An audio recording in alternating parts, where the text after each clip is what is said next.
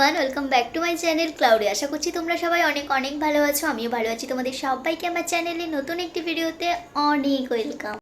এখন বাজছে ওই সকাল 11টার মতো। তো হঠাৎ আমার মন গেল যে কেননা আজকে একটু গাজরের হালুয়া করি। তো চলো আজকে তাহলে রেসিপিটাও তোমাদের সাথে শেয়ার করবো। তো চলো দেখতে থাকো। তো আমি এখানে প্রথমেই নিয়ে নিয়েছি 3টে গাজর, তারপরে ওটাকে গ্রেটারের সাহায্যে গ্রেট করে নিয়েছি। তারপর এবার একটা প্যানের মধ্যে ঘি দিয়ে দেবো পরিমাণ মতো। তোমরা যতটা কোয়ান্টিটির বানাবে পরিমাণ মতো ঘি দেবে।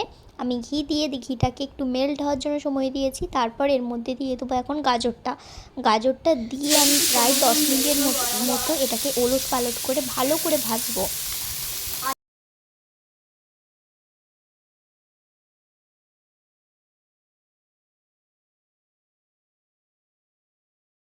তারপর 10 মিনিট পর এতে দিয়ে দেবো পরিমাণ মতো চিনি।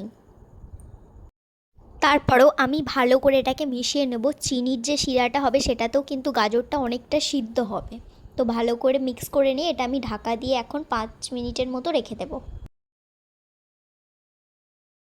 তারপর দিচ্ছি এখানে গুঁড়ো দুধ। তো এখানে আমি একটা 5 টাকা পাতার গুঁড়ো দুধের পুরোটা দিয়েছি, তোমরা তোমাদের কোয়ান্টিটি অনুযায়ী দিও।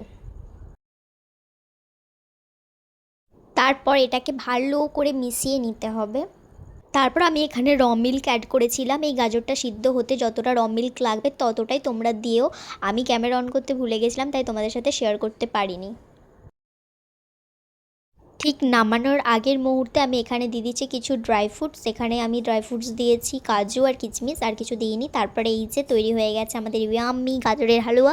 এই যে আমার বোন রিভিউ দিচ্ছে, দেখে নাও তোমরা রিভিউটা কেমন খেতে হয়েছে বলবি। আমি অনেস্ট রিভিউ দিবি কেমন হয়েছে।